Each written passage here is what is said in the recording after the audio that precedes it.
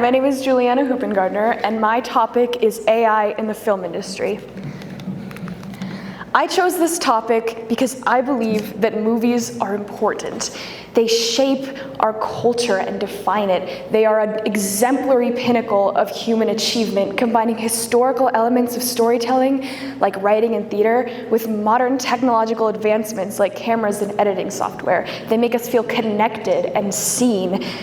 And one of the most important questions I had to answer for this project was, why should people care that AI is entering the film industry? Because one of the biggest issues with this topic is that people, although the negative implications are apparent, seem to choose not to care about the issue. And if people choose to support AI-generated content over human-made art, then the careers of thousands of writers and actors and directors are at risk, and further down the line, the art form is dead. My essential questions that I used to guide this project are as follows. First, is there any possibility of ethical and responsible use of AI in the film industry while avoiding the eradication of livelihoods and retaining authentic human expression? Second, moving forward, in what areas will AI cross ethical lines and points of no return, and in what areas will it be deemed obsolete, and what is the impact of these decisions made for AI? My third and final question is, what does it take to make people care about the impact of AI in the film industry? My goal for this project is to make a documentary because it pertains directly to my topic and also has the potential to reach thousands of people. To do this, I interviewed a wide range of revered experts through both the lens of logistics and human interest. This way, I can connect with my audience instead of just lecturing them. For my Capstone trip, I traveled to Los Angeles, California, home to many filmmakers and the location of the SAG-AFTRA strikes. So my experts had firsthand accounts of what that period was like. I brought with me a massive bag of camera equipment and an extensive list of interview questions tailored to each expert. Also, as Elijah mentioned, the driving was I was able to meet during and after my trip with 9 experts, 3 of whom were professors, Professor Toddy Eames and Professor Zach Hugg of Film and Television, and Professor Brian Greger of Philosophy. I met with tons of writers, most of them are writers, who also had credentials producing and directing certain projects. I met with a script manager, Garrett Greer, who is someone who reads scripts and tries to find work for writers. I met with a philosopher, Professor Brian Greger, and someone who developed AI software and teaches a course on how to use it for independent filmmaking. That was Jamie Heinrich.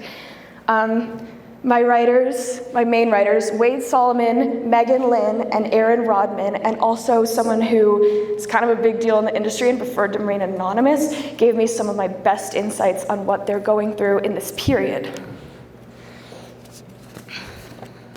So, in 2023, the Screen Actors Guild, the Alliance for Television and Radio Artists, and the Writers Guild of America West went on strike against the Alliance of Motion Picture and Television Producers for 148 days. There were many reasons for this. Firstly, writers need guaranteed periods of work time because they work gig by gig, so they need a certain amount of weeks per year in order to make a living. Producers, in order to cut costs, were cutting writers' work time after the writing period, which caused a number of issues because writers are vital to the entire process. Streaming also changed the industry in many ways. To producers and executives, TV and movies are what fill the space between commercials. So when you're writing for network television, you're usually writing episodes in accordance with commercials, so something interesting has to happen before every break to keep people interested. And you're usually writing a 20-minute long episodes in a 20-episode season. However, with streaming, writers could make their shows have a more natural flow. So what we saw was these shows went from 20-minute episodes to 10 40-minute episodes. So this was great for the art. However, the issue is that writers' paid work time would go from 8 weeks to 4. Additionally, when you write for network television, you get paid residuals every time what you wrote re-airs, and you get paid more if the show is more successful. But with streaming, you can't re-air a show. So not only are residuals much less, but they depend on how many subscribers the service has rather than how successful the show is. And this is how we get cases like Alex O'Keefe, who wrote on The Bear, one of Hulu's most successful shows, and at the time was hardly making enough to pay rent. One member of AMPTP famously said during the strikes that the quote-unquote goal was to let the strikes drag on until writers started losing their houses. All of these issues are made infinitely worse by the existence of AI. And the issue a lot of writers had wasn't that it was replacing them, but that it was changing their jobs from writing original works to editing AI source material. Not only does this pay much less, but it automates entry-level jobs that help people break into the industry.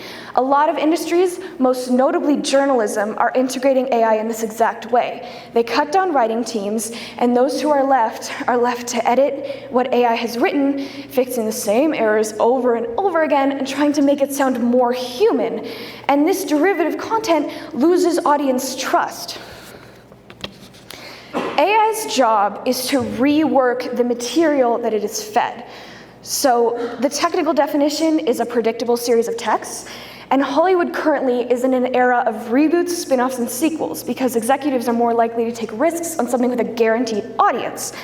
So writers are concerned that AI can be fed existing scripts and told to spin it off, and producers are gonna just eat that up. So some of the agreements made after the writers' strike that fixed a lot of these issues is that there are minimum staffing guarantees in writers' rooms, streaming service residuals are increased, and the guaranteed duration of employment is made aware for writers. Also, the protections from AI are that writers, if they so choose, are allowed to use AI, but producers cannot make them use AI. So I looked at 4 major issues for my project. There are more than these 4, but I wanted to go in depth. First of all, AI actors. The first AI actor was recently created by Particle 6 Productions. Its name is Tilly Norwood, and Particle 6 is very adamant that this is not a replacement for actors and rather an artistic tool, but I believe that their actions are speaking a little bit louder than their words. A few of the problems with AI actors are that, first of all, they can't act with real actors. They also can't be directed because they have no real-world emotions or experiences to pull from to connect with an audience. Another huge issue with AI actors is that real actors have autonomy over their roles. So if they feel that something that they are portraying is not culturally sensitive or appropriate or something that they are comfortable with, they have the option to say no. AI doesn't have this option. Another issue is layoffs and pay cuts. Even though protections are in place, they are brand new, and the loopholes are just waiting to be found. Writers know that their job security is not guaranteed because executives are always trying to cut cost. One example of something that might possibly happen is that when a producer hires a writer, they have to abide by the protections in place for that writer and that team of writers. However, if they were to hire no writers at all, there are no protections to abide by. Further, right now, content libraries are not oversaturated with AI content because of the protections in place and because of how new the technology is. However, were they to be, those libraries would be full of content that is derivative and soulless, and audiences who probably aren't going to take the time to differentiate the AI that they're seeing in the masses and the few human-made films that can't necessarily keep up with that output, they're going to lose trust in the film industry in its entirety, which harms real filmmakers. Also, why in the world would someone bother to spend their time and money going to see a film if the filmmakers didn't see it as worth spending their time and effort to make? The last issue I want to talk about is compensation. Most often, when a writer's work is used to train an AI, they are not informed that is happening. They are not consenting to that happening, and they are never compensated. When someone uses 100 works to train an AI, all of the money that that project could make goes to the person who stole and plagiarized other writers' work. Also, those writers can't be credited because not only is it pretty hard to credit 100 writers, but there's no way to tell which works the AI took from. So, one of the questions I asked my experts was, when did you first hear about AI in the film industry, and how have your initial thoughts or concerns changed as the technology has become more advanced? Some of my experts were really excited about what the technology could do. Writers were asking for ideas, teachers were trying to make slideshows, but soon enough, they found that it was not actually as useful as advertised. It would consistently complete tasks incorrectly, and they would have to spend more time making edits than it would have taken to just do it themselves. What it was producing was not something that they were proud to put their name on, and their own abilities were most often far superior. If a writer chooses to ignore these issues and continue to use AI, they undergo something called cognitive atrophy. My writer, Garrett Greer, cited a study done by Harvard which showed that doctors who use AI to identify cancer cells lost their own ability to do so over a number of months. And he said that the same thing was happening with writers who used AI. They were less able to be creative and productive. When writers choose to omit AI, if they choose to omit AI, they are meant to feel like they're going to be left behind. But when I asked my writers if this was the case, surprisingly, they all said no. And this is due to the reason that they stopped using AI in the first place. It can take their jobs, but it can never really replace them. They know that even though AI can write 100 films in the time it takes them to write one, that one came from a real place with real experience. It's not plagiarized, it's original, it's going to be better. And eventually, that's what people are going to want to see, even if human-made films become some sort of rare commodity. My experts actually said they couldn't care less how advanced their technology gets because they're going to keep telling these real stories no matter what. They're not actually going anywhere, they just might be harder to find. Executives, on the other hand, have different consequences for continuing to use AI because their jobs don't rely on them thinking creatively. My expert, Erin Rodman, told me that years back, when she was working for Warner Brothers, she attended a meeting about the next dog movie they were going to make. So instead of thinking of new ideas, they took the last 10 years of dog movies, all the most successful ones, and picked apart what made them successful. So, is the dog gonna be funny? Is it gonna talk? Is it gonna die? What are the humans like? What time of year should it come out? To try to analytically make the perfect equation for a successful dog movie. This is an example of how executives think, not creatively, but analytically, which is something that AI is a lot better at doing. Another one of my experts, who chose to remain anonymous, made a very excellent point that there is no value in writers learning how to use AI because the output would be the exact same as if a producer put in the exact same prompt. It's not made better by their skills as a writer. So, my first expert, Garrett Greer, told me that a while back, a colleague of his invented something called Quibi. And this was back when phones were relatively new. It was an application on your phone where you would basically watch short-form movies. And he thought that Quibi was gonna be the next big thing. It was gonna be the next Netflix. And everybody would be watching movies on their phones in line for the bank and in waiting rooms. And obviously, it didn't really take off. Another one of my experts, Professor Toddy Eames of Film and Television, told me that when she started working in film, everything was shot on film cameras, and she shot her thesis on 35mm film. But when she started teaching, video cameras were getting popularized. She even remembers lecturing her students on the downsides of using film camera or video cameras. So after these interviews, I started asking my experts if they thought that AI would be the next Quibi or the next video camera, and I got a wide range of responses.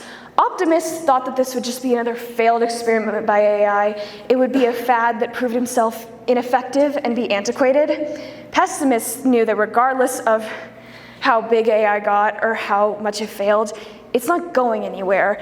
And there would be a very sharp divide between the abhorrent AI content that we see so much of and human-made films that get smaller and smaller budgets and attention.